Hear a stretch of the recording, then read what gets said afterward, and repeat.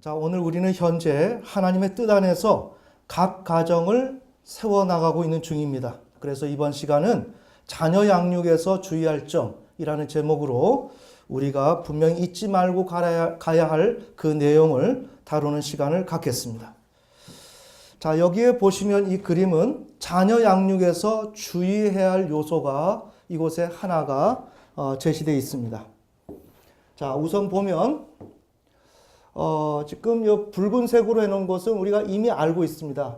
지금 일단은 이쪽 구도, 여긴 남자 아이의 구도고 여긴 여자 아이의 구도인데 이 구도는 프로이트를 통해서 오이디푸스 컴플렉스를 통해서 만들어진 구도고 이건 칼 융을 통해서 엘렉트라 컴플렉스로 만들어진 구도예요. 그래서 이거는 프로이트 구도가 아닙니다. 또한 우리가 이런 설명을 할 때는 프로이트 내지는 어떤 일인의 그런 이론으로 우리의 인간의 발달 과정이나 단계를 설명하기가 어렵습니다. 매우 부족하고 여러 심리학자들을 아우러서 그들이 말한 것을 종합해서 설명할 때 이런 구도가 설명이 됩니다. 하지만 이번 시간은 쉽게 이야기를 전달하기 위해서 여기다가 다른 어떠한 심리학자의 주장을 섞지 않고 단순히 프로이트와 칼 융에 대한 그 개념으로 이 개념으로 진행을 하면서 우리가 좀 다뤄야 할 내용을 다루는 방식으로 하겠습니다. 그래서 지금 여기에 보면 아들과 아버지는 경쟁적 관계, 여기 지금 녹색으로 지금 처리가 된 것은 지금 이쪽은 호의적 관계입니다. 엄마와 아들. 네, 이렇게 우리가 자석은 플러스 마이너스와 이렇게 연결이 극이 있는 것처럼 지금 남자와 남자는 밀쳐내고 여자와 여자 밀쳐내고 남녀 다른 이성의 부모와 자녀는 끌어당깁니다. 이렇게 생각하시면 되고요. 또 이쪽에도 딸과 엄마는 경쟁적 관계고 딸과 아버지는 호의적 관계입니다. 이걸 먼저 우리가 유념을 해 두시고 그 다음에 자, 일단은 이제 어머니가 있는데 어머니가 아이에게 어떠한 것을 요구를 합니다. 더 나아가서 그 이전에 어머니에게 우리가 잘 알지만 큰 사물과 대타자, 정말 안정감을 줄 수 있는 큰 사물을 어머니가 가지고 있다고 아이는 생각을 해요. 그 다음에 자신에게 어떠한 그 진리의 기준, 여러 가지 것들을 가지고 있는 타자가, 큰 타자가 엄마라고 이렇게 생각을 합니다. 자, 그러면서 필요를 느끼고 있는 이 아이에게 어머니가 요구를 합니다. 요구를 하면 이 아이가 이 순종을 그 요구에 적절하게 100% 맞추어서 엄마한테 피드백을 해줘야 되는데 그것이 힘들어요. 그렇지 않겠어요? 그 기준이 무언지 이 아이는 일단 사회적인 학습이 안 된 상태이기 때문에 무조건적으로 어머니의 요청에 100% 순응하기가 힘들어요. 더군다나 인간의 연약함도 있고 게으름도 있고 나태함도 있고 욕망도 있고 이런 것이 있다 보니까 어머니의 요구에 그대로 순종하기가 어렵습니다. 그러니까 결핍된 순종이죠. 그런데 이쪽은 호의적 관계예요. 호의적 관계다 보니까 어머니가 아들의 결핍된 순종임에도 불구하고 그래도 받아줍니다. 자, 이런 어떤 특징이 있습니다. 그래서 이제 받아주게 되는데 받아주다 보니까 이 아이는 근원적인 욕망을 챙겨야 되지만 그것을 챙기는 가운데서 이 아이가 넘지 말아야 할 선을 넘는다는 거죠. 뭘까요? 어머니를 향해서 욕망을 한다는 거예요. 자, 요렇게 그러니까 우리가 현재 사회에서 성추행이나 성적인 문제가 일어날 때는 어떤 남자가 권위자가 위에 있는 권위자가 하급자한테 어떤 성추행을 했다고 생각해요. 이런 관계 속에서 성추행이 일어날 때는 단순히 이성에 대한 순수한 욕망으로 일어나는 것이 아닙니다. 그렇게 일어나는 것이 아니라 여자인 하급자가 자신에게 무언가를 잘 공급해 줄 수 있다라고 생각하는 엄마의 역할을 하다 보니까 거기에서 성적인 일탈행위가 나타나는 거예요. 아멘. 무슨 내용을 말씀드리냐면 성이라고 하는 것은 우리의 근원적인 욕구, 만족을 추구하는 가운데서 성이 거기에 개입이 된다는 거예요. 근데 지금 이 사회는 그 개념에 대한 이해가 없죠. 그래서 팔찌를 채운다, 발찌를 채운다 이런 식으로 나가는 거죠. 그렇게 나가면 치료가 안 되고 이 사회가 개선이 안 되는 겁니다. 자, 참고적으로 말씀드린 거였고요. 그래서 지금 여기에 어머니에 대한 자신의 그 필요를 채우기 위해서 또한 더 나아가면 오늘 자신이 결핍된 순종을 했을 때 이것을 묵과시키고 해결하는 방식으로 하기 위해서 아버지의 아내인 어머니를 자기의 것으로 삼아 나간다는 거예요. 여기에서 복잡한 관계가 만들어지는 겁니다. 좀 이해가 되시죠? 네. 그래서 어머니에 대한 욕망이 있는데 그걸 억압을 합니다. 억압을 하는데 왜 억압을 하느냐? 아버지가 사회적인 요구를 해요. 왜? 아버지는 어머니의 남편이니까. 그리고 이 사회적인 법을, 작은 법을 가정해서 이렇게 전달을 합니다. 이렇게 되면 어머니를 향한 이 욕망이 충돌이 일어나죠. 그러니까 이건 억압이 되죠. 억압을 하면서 아버지의 뜻에 반발심이 생기고 경쟁적 관계에 놓여 있지만 자기가 이 경쟁을 해서 승산이 없다는 걸 알기 때문에 아들들은 어떻게 하느냐 하면 겉으로 아버지한테 순종을 해요.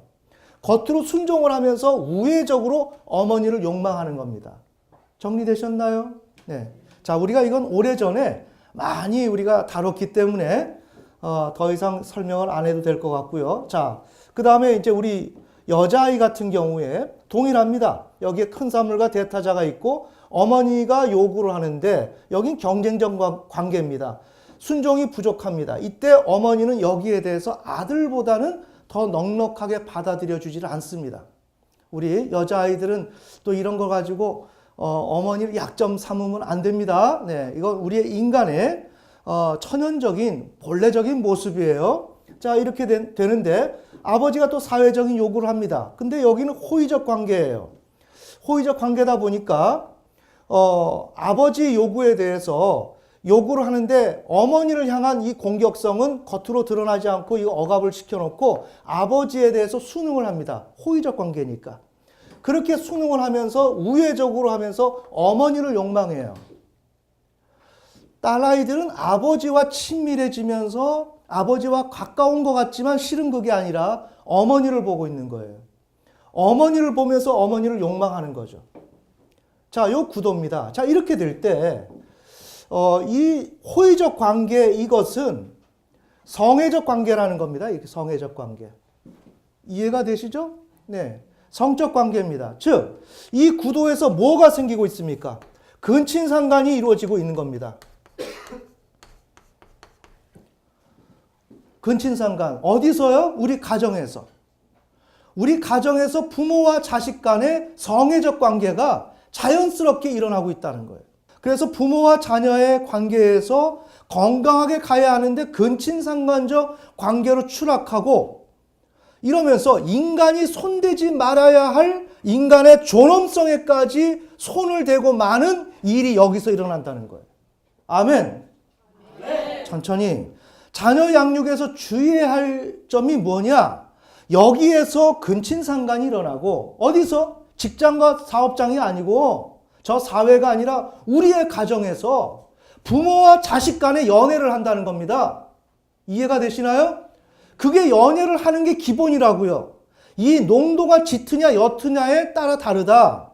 자, 그렇게 하면서 부모와 자녀의 건강한 가정이 근친상간으로 이루어져서 아내와 남편이 서로만이 두 사람만이 바라보고 사랑하는 게 아니라 부모와 자녀 간에도 이렇게 연결이 되어 있어서 서로가 사랑하고 있다는 거예요.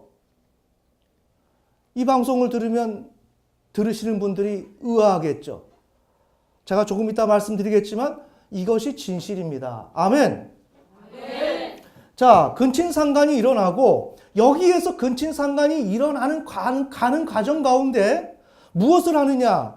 근친상간을 다루어내면서 그 속에서 각 개인의 인간의 존엄성에 인간은 존엄성에 손을 대면 안 됩니다. 근데 손을 대다 보니까 여기에서 치명적인 문제가 발생되고 하나님의 심판이 그곳에 있다는 거예요. 아멘. 아멘. 그러니까 저는 무엇을 말씀드렸냐면 심리학적인 구도 속에서 신학적인 개념으로 지금 넘어간 거예요. 아시겠죠? 네, 그래서 이 내용에서 근친상간이 발생된다. 2009년도 산부인과 학회에서 중고생 85.4%가 낙태 시술을 받았다는 거예요. 2009년도 산부인과 학회에서 조사를 했는데 연구 논문에서 중고생 85.4%가 낙태 시술을 받았다는 거예요. 부모는 몰라요.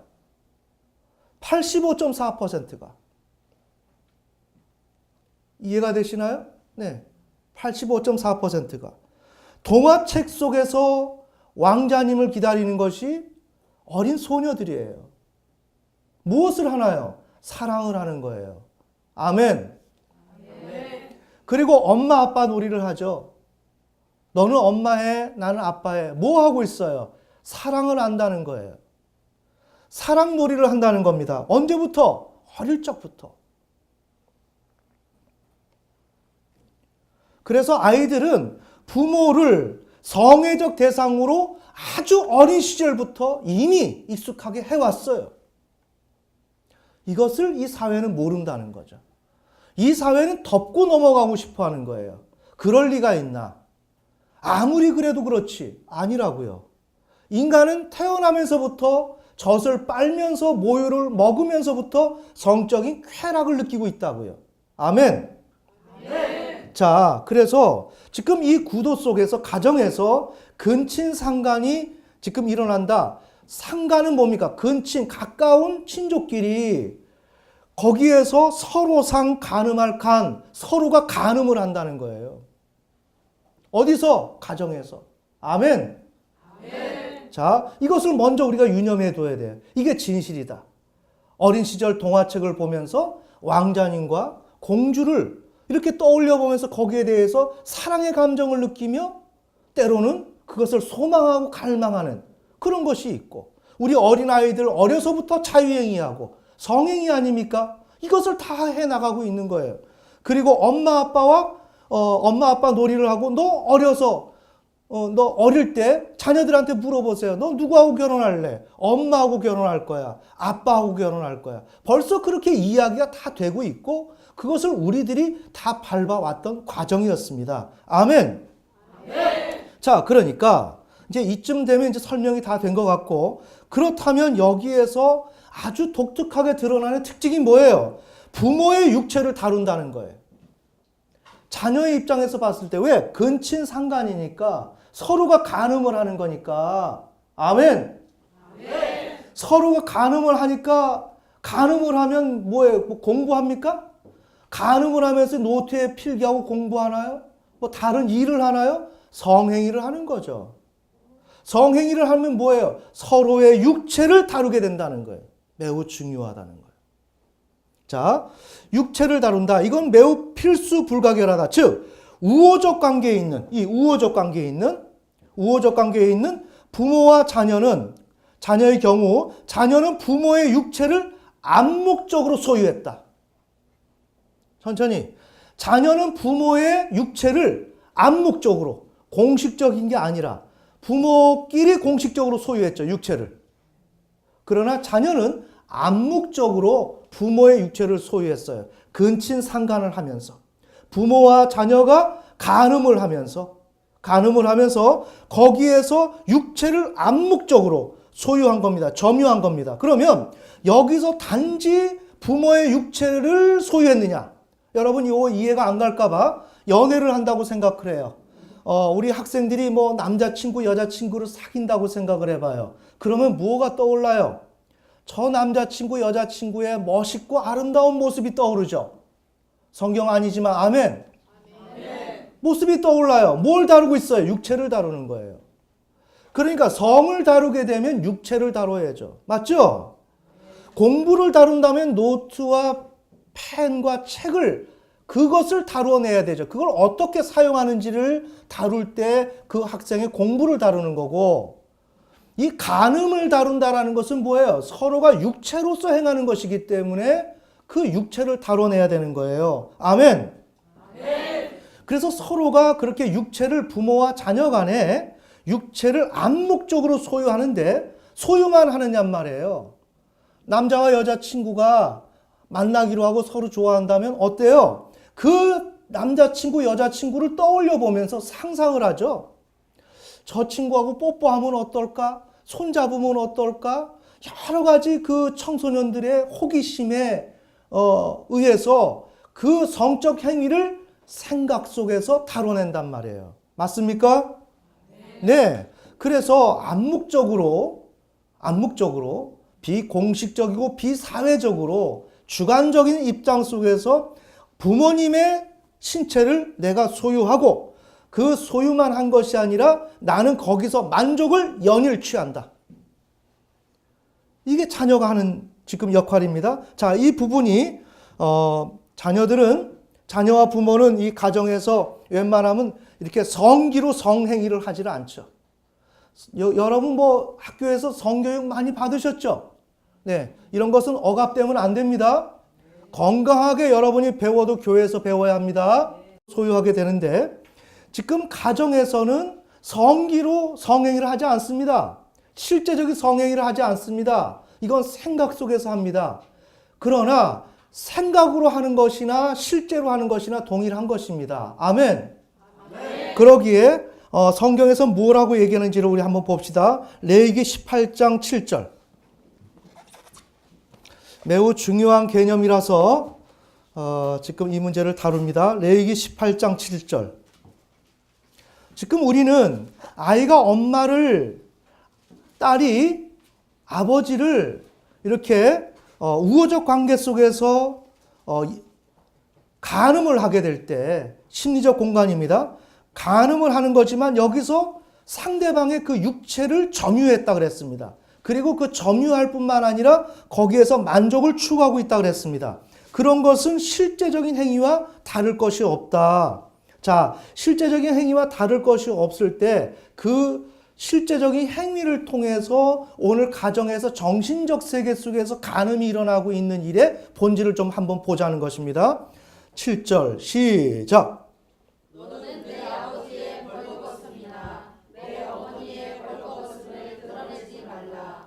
그녀는 내 어머니인즉 너는 그녀의 벌거벗음을 드러내지 말라. 아멘. 네, 여기서는 실제적인 성행위죠. 그러니까 벌거벗고 성행위를 해야 되겠죠. 성행위를, 그러니까 너는 내 아버지의 벌거벗음이나 내 어머니의 벌거벗음을 드러내지 마는데, 아들인 경우는 그녀는 내 어머니인즉 아들 너는 그녀의 어머니의 벌거벗음을 드러내지 말라. 어머니와의 이 관계 속에서 실제적인 관계에서는 실제 어머니의 벌거벗음을 드러내야 되는데, 우리의 같은 경우는 심리적 공간 속에서 어머니를 사랑하게 되면 어머니를 벌거벗게 만든다는 겁니다. 아멘. 아멘. 그래서 이것을 우리 개역 한글에 보면 벌거벗게 만든다, 이것은 육체를 범한다 이렇게 되어 있습니다. 천천히. 그런데 원어를 보면 나체를 벗기는 것이다 이렇게 되어 있습니다. 성행위를 하려면 나체를 벗기는 겁니다. 옷을 벗겨서 지금 나체를 만드는 것입니다. 자, 그 다음에 KJV 우리가 본 것은 벌거벗음을 드러내는 것이고, 공동 번역에 보면 부끄러운 것을 벗기는 것이다. 자, 이게 부끄러운 것이 무엇냐면, 육체는 우리가 바사르, 기쁜 소식을 전하다, 이런 게 바사르 아닙니까? 근데 이 바사르는 명사로는 살, 프레시, 육체를 의미하는 것입니다. 바사르가. 그런데 이 바사르는 레위기에 보면 유출병이 있을 때 그 유출병은 어디로 나온가? 성기로 나온단 말이에요. 그러면 이 성기로 나올 때 이 성기가 바사르예요. 이해가 되시나요? 그러니까 성기와 육체와 혼용해서 씁니다. 자, 지금 무엇을 말씀드리냐면 부끄러운 것을 말씀드리는 거예요. 나체를 벗긴다. 그 다음에 육체를 범한다. 벌거벗음을 드러낸다. 라고 하는 것은 옷을 전체를 벗는 것을 얘기하지만 보다 더 집중적으로는 성기를 드러내는 거예요. 아멘. 자, 이렇게 우리 가정에서 심지어 공간 속에서 근친상간이 일어나면 생각 속에서 아들이 엄마를 좋아하고 딸이 아빠를 좋아하면 벌써 벗겼다. 정리되시나요? 엄마 벗겼다. 아빠 벗겼다. 자, 이 이야기를 하는 것이 신앙입니다. 신앙은 이런 이야기들 다 빼놓고 무언가 이렇게 불편하지 않은 내용들을 우리의 현실과 무관한 이야기들을 동떨어진 이야기를 하는 것이 신앙이 아닙니다. 아멘. 아멘. 오늘 이것을 우리가 어떻게 잘 다뤄내느냐에 따라서 신앙을 승리할 수 있거나 패배할 수 있거나 이렇게 우리는 두 길로 갈 수 있게 되는 것입니다. 자, 이렇게 된다면 먼저 아들은 엄마를 사랑하다 보니까 엄마를 심리적 공간 속에서 옷을 벗깁니다.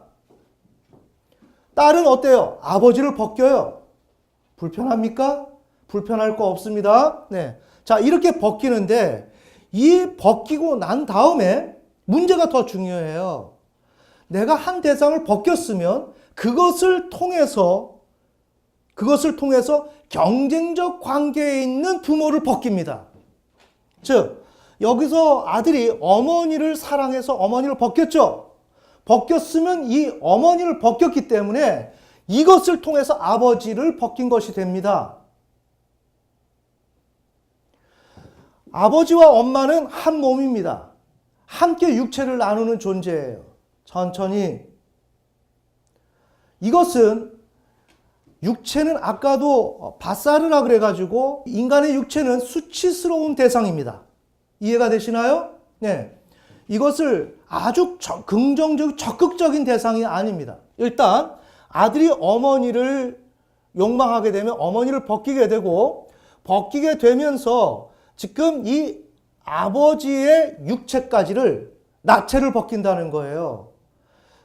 제가 조금 전에 말씀드린 육체가 수치스럽다고 얘기하는 것은 뭐냐? 수치스러운 육체를 덮고 있어야 돼, 인간은. 신학적인 내용입니다. 여러분 잘 명심해 두셔야 돼요. 인간은 덮고 있어야 됩니다. 그래서 주님이 창세기에서 하나님이 가죽옷을 입혀줬죠. 아멘. 아멘. 인간은 덮어야 됩니다. 덮어야 되는 그 아주 신학적인 의미가 있는 거예요. 그 덮어야 되는데 지금 이 아이가 지금 무엇을 하느냐?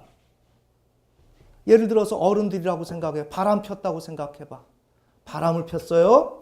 어떤 사람이 이 부부간에 끼어들어서 어떤 여자와 남자가 바람을 폈으면 이 바람을 피는 순간에 이 여자와 성행위를 할 때 그 남편의 성적 기관에 대해서 유추할 수 있겠어요? 없겠어요? 이해가 되시나요? 유추가 되죠.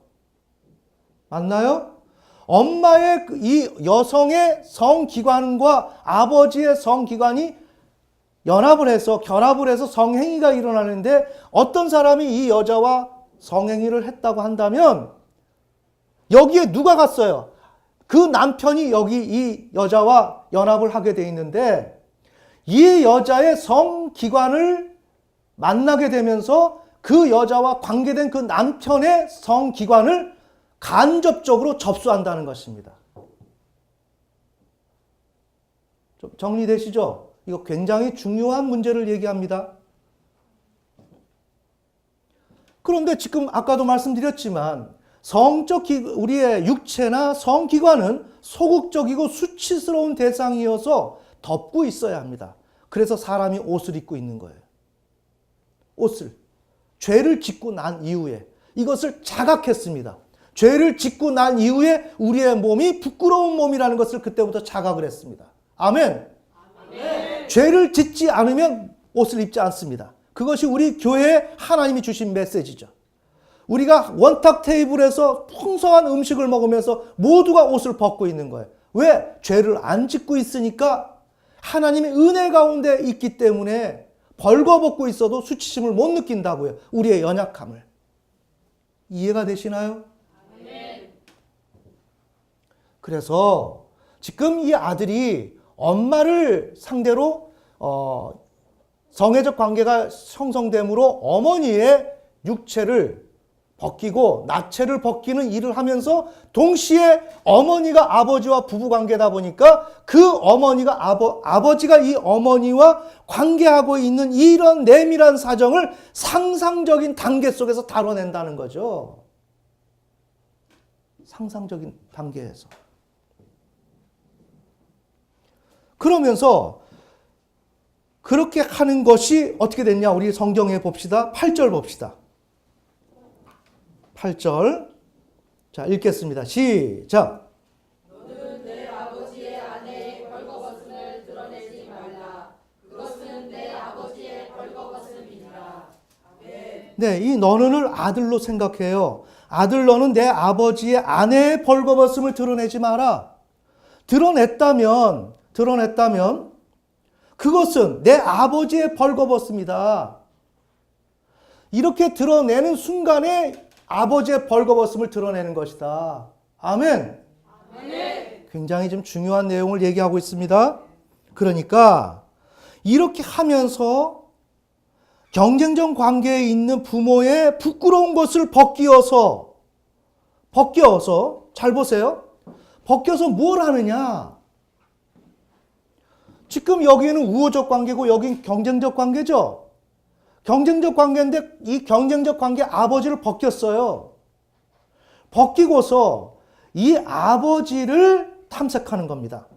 아버지의 내밀한 신체 부위를 탐색하는 거예요. 성적 기관의 상태를 포함한 특징을, 약점을 파악하는 겁니다. 아, 아버지는 이러한 분이겠네. 알겠습니까? 네. 간접적으로 얼마든지 유추하고 상상을 하면서 그 단계에 몰입한다는 거예요.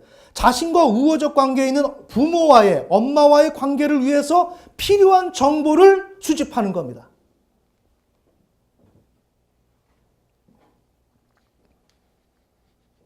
이렇게 하면서 인간의 취약한 실존을 건드리는 겁니다. 그러나 이것은 수치스러운 부위요, 대상이기 때문에 그것은 옷으로 덮고 있어야 되고 이건 부부간에만 오픈이 되어야 하는 일인데 이것을 자녀가 거기서 개입을 해서 타자가 불법적으로 인간의 그 내밀한 그 부분을 샅샅이 뒤지고 거기에 상상과 여러 가지 그런 작업이 들어감으로 인해서 불법적인 행위가 거기서 일어난다는 거예요. 아멘. 아멘. 지금 저는 신학적인 얘기를 하는 겁니다.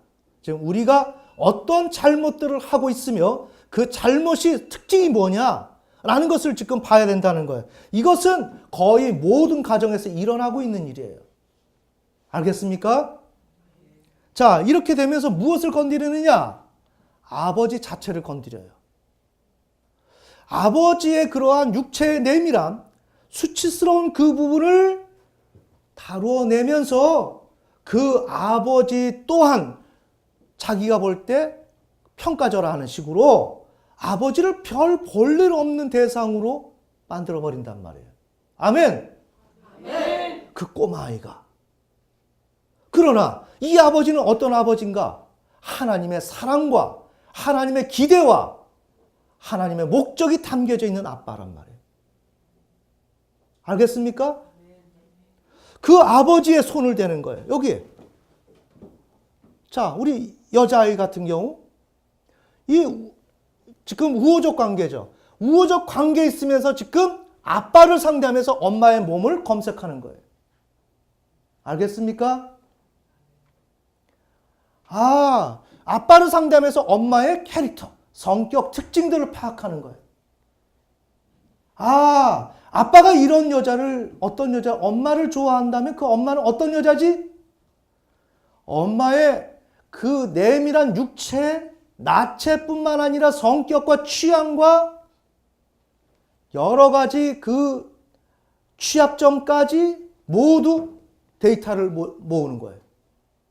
그러면서 그 정보를 가지고 자기가 아버지와의 그 관계 속에서 필요로 하는 그 일들을 위해서 이 정보를 사용하는 것입니다. 그러면서 어머니를 처참하게 묵살을 시키고 아주 하찮은 대상으로 만들어버리는 거예요. 우리 여자아이들 잘 들어야 돼요. 우리 남자아이들도 잘 들어야 되고. 아멘. 아멘. 자, 그런데 우리가 한 가지 유념할 사실이 있어요. 특별히 인간의 취약점을 노고로 하여 다루는 것에 주의를 주는 내용을 좀 설명하자면, 타락한 인간은 결점과 모순으로 가득 찬 부족한 존재입니다.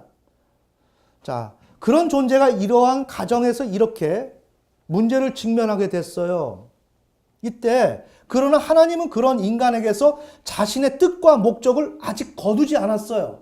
굉장히 좀 중요한 내용을 얘기하고 있습니다. 당신은 사랑받기 위해 태어난 사람, 찬송을 불러도 이러한 신학적인 내용이 없이는 그것은 나에게 뭔가 그냥 위로해 주려고 하나님이 만들어 놓은 찬송이겠지 느껴진단 말이에요. 아멘. 그게 아닙니다. 우리 인간은 너무나 부족합니다. 하지만 하나님은 그런 인간에게 자신의 뜻과 목적을 거두지를 않았어요. 우리는 어떻게 만들어졌어요? 창세기 1장에 보면 하나님의 형상과 모양으로 만들어졌죠. 하나님은 누구예요? 가장 존귀하신 분입니다. 그분의 형상과 모양으로 우리가 지금 만들어진 존재예요.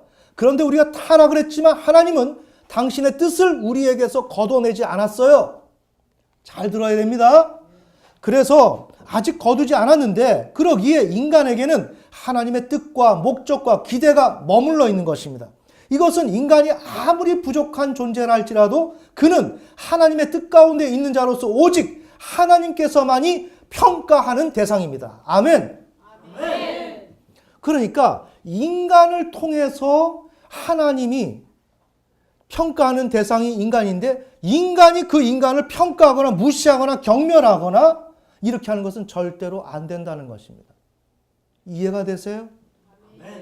하나님은 오늘 우리에게 엄청난 일들을 맡겼고, 우리는 우리가 생각한 것보다 꽤나 괜찮은 사람들이에요. 한번 볼까요? 시편 8편 1절.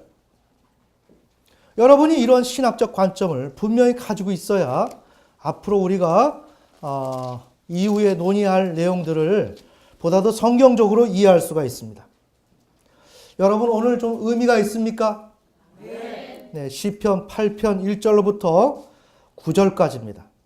이 내용은 어떤 내용이냐? 하나님 앞에 이 시편 저자는 그렇게 당당하지 못하고 부족한 어떠한 실종 가운데 있을 때 하나님이 자신을 향해서 가지고 계신 생각과 입장을 알고서 놀라는 거예요.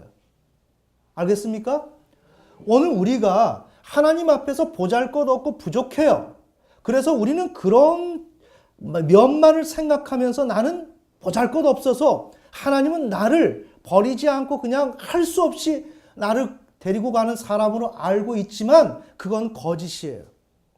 우리는 비록 수치스럽지만 하나님께서 아담과 하와에게 가죽 옷을 입혔어요. 아멘.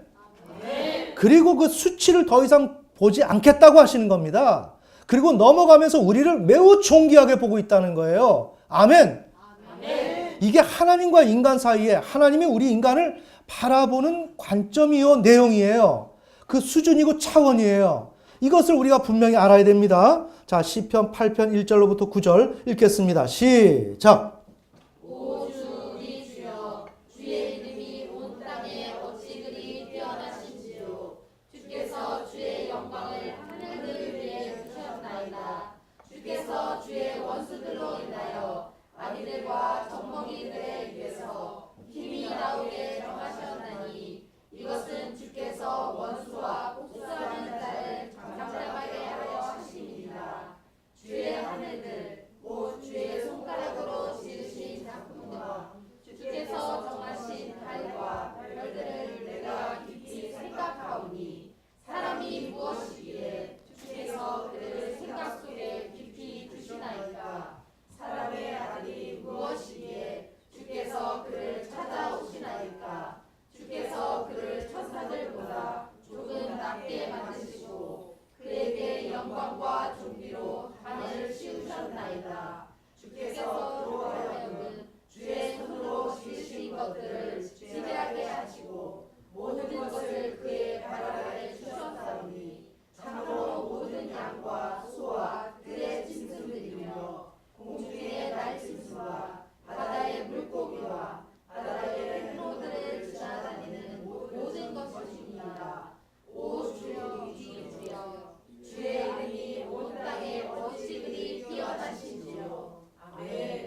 네.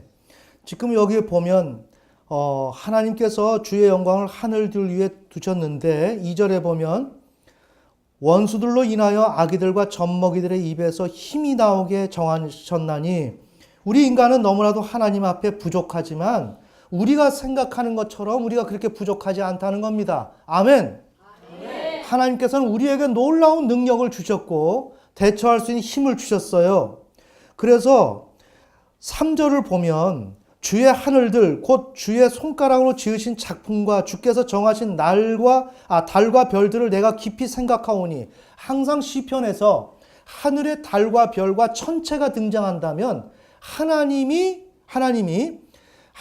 지으신 것을 얘기하는 것이고 하나님의 능력을 얘기하는 것이고 그러면서 하나님과 인간관계를 설명하기 위해서 성경을 항상 천체를 동원하는 것입니다. 아멘. 그렇게 하나님께서 달과 별들을 저렇게 찬란하게 만드셨는데 그런 분이 하나님이신데 그 하나님께서 우리 인간이 무엇이길래 하나님의 생각 속에 깊이 두시냔 말이에요. 우리가 생각하는 건 버려야만 마땅한 것. 우리가 생각할 때는 죄를 짓고 부족하고 맨날 쓰러지고 넘어지고 하니까 아무런 쓸모없는 인간으로 생각하지 않습니까? 그게 아니라 하나님 이런 위대한 일을 하신 그 하나님 속에 우리는 하나님의 생각 속에 크게 자리 잡고 있는 사람이란 말이에요. 아멘.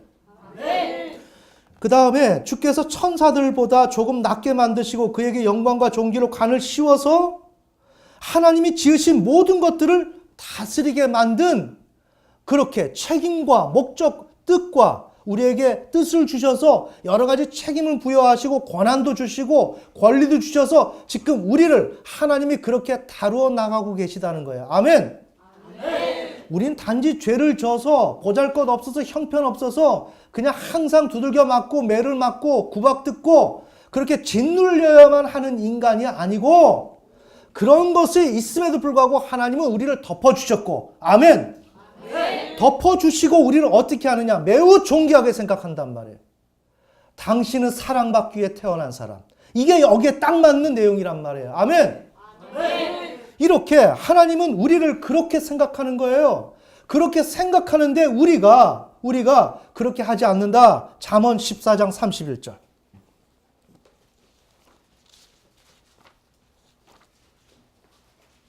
오늘 본문 내용 중에 하나입니다. 잠언 14장 31절 읽겠습니다. 시작. 가난한 사람을 학대하는 자는 그를 만드신 분을 모욕하되 그분을 공경하는 자는 가난한 사람에게 긍휼을 베푸느니라.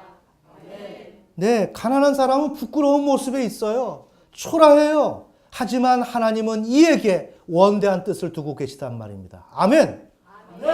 그러다 보니까 그를 학대하는 것은 그를 만드신 하나님을 모욕하는 거예요. 이와 같이 하나님은 오늘 우리들에게 매우 높은 이상을 갖고 계시고 우리에게 뜻을 두고 계시며 기대하고 계시고 주문하고 계시고 우리를 굉장히 좋은 괜찮은 사람으로 우리를 생각하고 있어요. 아멘. 여기서 우리 한 가지 점검해요. 우리가 회개 차원에서 우리의 문제들을 다룬다 할지라도 그것은 우리의 죄악된 행위를 다루는 것이지 여러분의 어떤 인격이나 여러분의 존재 자체를 무시하는 게 아니란 말이에요. 아멘. 우린 더더욱이 그렇게 하나님 앞에 인정받는 존재이기에 죄악을 어때요? 정말로 아픔 가운데서 떨쳐내야 되는 것입니다. 아멘. 자, 그래서 그런 가운데서 우리는 어떻게 해야 돼요? 서로가 존귀한 사람이라는 것을 알아야 돼요. 서로가 가치가 있는 사람이라는 걸 알아야 돼요. 왜? 하나님이 거기에 뜻을 두고 계시기 때문에. 아멘. 그런데 지금 무엇을 하고 있는가? 우리가 가정 속에서 근친상간이 일어나면서 하나님도 건드리지 않는 그 신체, 나체를 건드리고 있단 말이에요. 그것을 샅샅이 뒤져서 거기는 정보를 파악하고 있고 그걸 가지고 내가 생각하는 목표를 위해서 이용하고 있을 때 어때요? 이건 하나님 앞에 엄청난 반역 행위를 하는 거예요. 아멘. 여러분들이 하는 일들을 우리가 이 하는 일들을 신학적인 과정으로 그 단계까지 끌고 가지 못하면 다 무모한 것입니다. 아멘. 이런 것을 분명히 여러분이 이해를 할 때 진정한 신앙을 알게 되는 거예요. 오늘 우리가 한 가지 안 거지만 우리 자신이 하나님께서 우리를 비유 맞춰 주려고 넌 괜찮은 사람이야. 사랑받기 위해 태어났어. 라고 말씀하시는 게 아니단 말이에요. 아멘.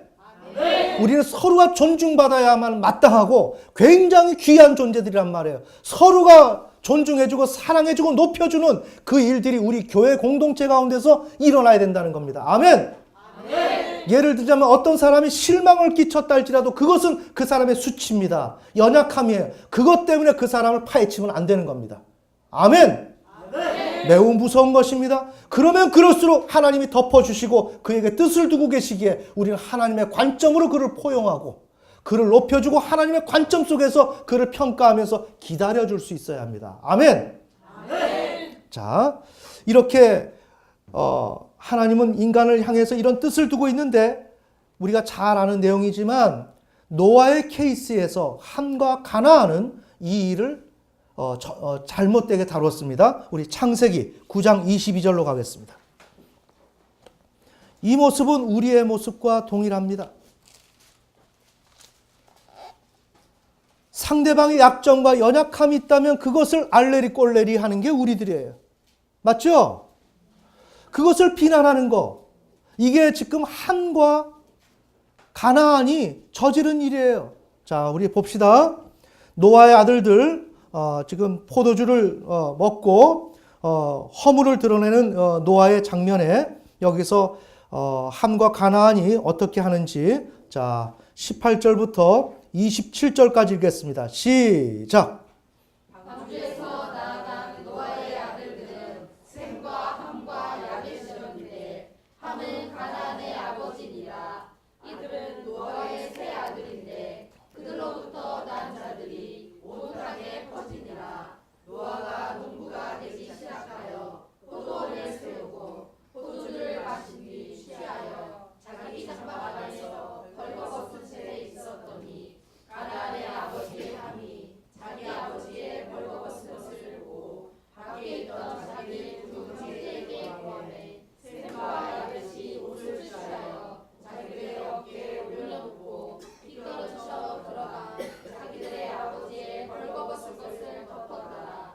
그들의 얼굴이 뒤를 향하였으므로 그들이 자기들의 아버지의 벌거벗은 것을 보지 아니하였더라. 노아가 포도주에서 깨어나 자기의 작은 아들이 자기에게 행한 일을 알고 이르되 가나안은 저주를 받을 것이요 그의 형제들에게 종들의 종이 될 것이라 하고 또 이르되 주 곧 셈의 하나님을 찬송하리로다.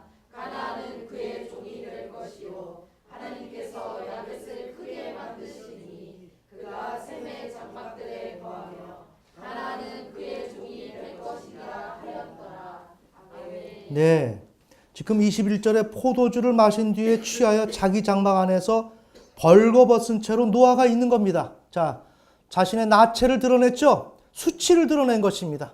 오늘 우리의 삶 속에서 우리의 주변에 우리의 지체들이나 가족 공동체 속에서 어떤 대상들이 부족해 보일 수가 있습니다. 그럴 때 우리는 조심해야 되는 것입니다. 수치를 드러냈다 그래가지고 이때다 싶다 그래서 거기서 막 공격을 한다거나 비난을 하면 안 되는 겁니다. 아멘. 이거는 하나님이 우리를 시험하시는 것이고 여기에서 우리는 100번 다 걸려 넘어지는 거예요. 그 실수를 보면서 꽤나 어떤 의인인 것처럼 정죄를 한다든지 판단을 한다든지 이렇게 되면 큰 실수를 하는 거예요. 이게 바로 함과 가나안이 한 것입니다. 자, 우리 노아가 벌거벗은 채 수치를 드러내고 있어요. 22절에 가나안의 아버지 함이 자기 아버지의 벌거벗은 것을 보고 이 보다 그 다음에 조금 이따 다루고요. 보고 밖에 있는 자기의 두 형제에게 고하매 아버지가 벗은 것을 보고 두 형제에게 고하다. 이거는 나가드 히브리어로 누설하다, 배반하다, 해설하다입니다. 함은 아버지에 대한 아들로서 마땅히 가져야 할 신의를 배반했다. 그의 약점을 봤을 때 그 약점을 정말 아버지와 아들 간의 신의를 지킨다면 어때요? 보호해줘야 되겠죠. 매우 중요한 것입니다. 신의를 배반하고 아버지의 상황을 마치 비밀스러운 일을 해설하듯이 자세히 설명하며 공개시켜버렸다. 공개시켜버렸다. 이게 해설하다 나가듭니다. 자, 이렇게 된 것은 뭐예요? 자, 이렇게 된 것은 노아의 이렇게 공개함으로 인해서 노아의 존엄성, 하나님께서 온 땅을 홍수로 멸하시면서 노아의 그 가정, 노아는 그 당대의 의인이었단 말이에요. 아멘! 아멘. 하나님을 경외하고 인류의 역사를 새로 써나가는 대상이 노아인데 그 노아가 단지 술을 마시고 벌거벗은 채로 그 수치를 드러내고 허물을 드러냈다 해서 그 본질적인 노아까지 형편없는 존재로 만들었단 말이에요. 아멘! 아멘. 노아는 하나님의 뜻과 목적과 계획 가운데 있는 매우 훌륭한 사람이란 말이에요. 매우 귀한 사람이란 말이에요. 그러나 이 포도주 사건을 통하여 노아를 비난하면서 알레리 꼴레리 하면서 노아 자신이 완전히 더 이상의 형편없는 사람처럼 만들었을 때 이것은 하나님을 향해서 모욕을 한 것이고 하나님을 향해서 반역을 한 것이기 때문에 하나님이 저주를 줬단 말입니다. 아멘! 아멘. 이 내용이 이렇게 해석이 돼야 돼요. 우리는 이 내용을 모를 때는 너무 노아가 인정이 없다. 아니 자기가 잘못해놓고 그걸 갖다가 좀 그렇게 했다 그래서 영원토록 저주를 내려버리면 아들인데 너무 잔인하지 않는가? 라고 생각하는 거예요. 이 성경은 신앙의 책입니다. 아멘. 아멘. 그래서 지금 함과 가나안은 신앙인이 아닙니다. 천천히 우리 하나님을 믿는 것이 신앙이죠. 하나님을 경외하는 것이 신앙이죠. 하나님을 높이는 것이 신앙이죠. 그러나 함과 가나안은 높이는 것을 몰랐습니다. 그런 세계를 몰랐습니다. 이것이 오늘 우리의 모습입니다. 오늘 우리 지체들과 우리의 관계, 부모와 자녀의 관계 속에서 오늘 우리가 근친상간을 통하여 성적 욕망, 엄마의 그런 나체, 아빠의 나체를 벗긴다는 내용을 얘기했지만 그것뿐일까요? 인격을 벗기고 우리 엄마의 모습과 아빠의 모습, 여기서 엄마를 사랑한다면 아빠가 경쟁관계니까 아빠의 인격, 됨됨이까지 벗겨버리죠. 아멘. 그러면서 수치를 드러내고 그렇게 그러면서 통제를 하면서 조정을 하면서 자기의 손아귀에 넣고 다뤄나간단 말이에요. 이것이 오늘 우리의 가정 속에서 충분히 일어나고 있는 일들이죠. 그래서 그 우리 앞 구절에 보면 22절에 보면 가나안의 아버지 함이 자기 아버지의 벌거벗은 것을 보고 이 보다라는 것도 함이 단순히 아비의 하체를 본 것이 아니라 마음속으로 부정한 생각을 갖고 즐기면서 봤다는 것입니다. 아멘. 아멘. 이러한 모든 것들을 하나님께서는 바라보고 계시는 거예요. 이게 신앙입니다. 자, 그런데 나머지 그 두 형제는 다른 행동을 했습니다. 셈과 야벳은 9장 23절에 보면 옷을 취하여 자기들의 어깨에 올려놓고 뒷걸음쳐 들어가 자기들의 아버지의 벌거벗은 것을 덮었더라. 그들의 얼굴이 뒤를 향하였으므로 그들이 자기들의 아버지의 벌거벗은 것을 보지 아니하였더라. 이것이 신앙이란 말이에요. 이것이 신앙이다. 이런 면에서도 그래서도 안 되고 삶에서도 부모와 자식, 친구와 누구와 어떤 관계에서라도 그들의 실수와 허물이 드러났을 때 굉장히 조심해야 된다. 내가 그 수치를 다루어내다가 그의 존엄성까지 내가 손을 댈 때는 이건 엄청난 파장이 일어나는 것이고 그것은 손을 쓸 수가 없다. 아멘. 아멘. 자, 이렇게 우리가 근친상간에서 부모님을 이렇게 나체로 벗겨낼 때 표현이 그렇지만 우리가 명확하게 이야기하고자 이렇게 명료하게 지금 설명합니다. 어떤 결과가 주어지냐? 레위기 20장 11절.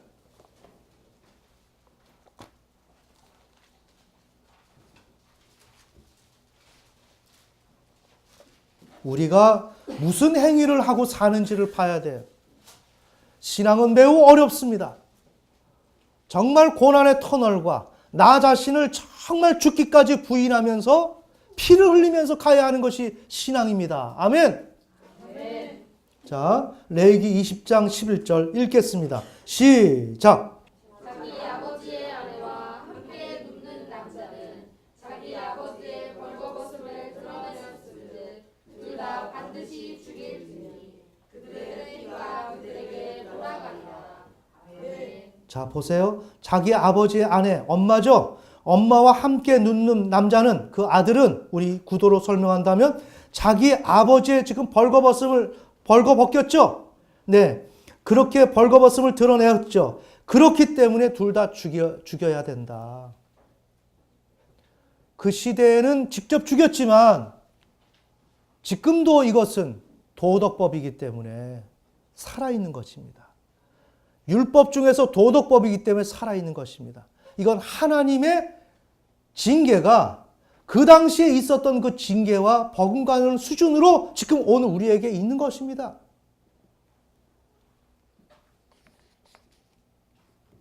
자, 오늘 좀 정리가 되셨나요? 네. 여러 가지 우리가 주의해야 할 점들이 있습니다. 하지만 우리 가정에서 충분히 이런 일들이 다 일어날 수 있는 그런 것이기에 이것을 지금까지는 심리학적인 과정 속에서만 살펴봤지만 이것을 신학적 과정으로 꼭 가져가야 하기에 그래야만 하나님과 우리의 관계 속에서 문제가 몰라서 더 발생되지 않도록 하기 위해서 지금 이 문제를 다룬 것입니다. 더 얘기하면 더 많은 얘기를 하겠지만 시간 관계상 여기서 줄이고 오늘 자녀 양육에서 주의할 점은 인간의 필요에 의해 인간의 연약함을 다루다가 각각의 존엄성에 자신도 모르게 개입해서 하나님의 큰 심판을 받게 되는 것이 오늘 우리가 자녀를 양육하는 가는 가운데서 주의할 점이다. 그래서 우리는 그런 실수를 범하지 말아야 된다. 그런데 우리는 오늘 우리가 바라보는 현재 모습과는 너무나도 다르게 하나님의 귀한 사랑과 그 기대를 한 몸에 받고 우리가 살아가는 존재들이다. 그래서 우리는 이런 사실을 알고 이러한 구도 속에서나 아니면 또 어떤 일반적인 관계 속에서도 상대방의 허물과 연약함과 그 수치를 발견했을 때는 매우 겸허한 자세로 조심스럽게 자기 자신을 돌아보면서 거기에서 걸려 넘어지지 않고 거기서 하나님의 처분을 바라보시고 또한 나와 같이 부족한 그들을 위해서 기도해주고 아멘. 그래서 그들이 진정으로 회복될 수 있도록 길을 열어주는 것.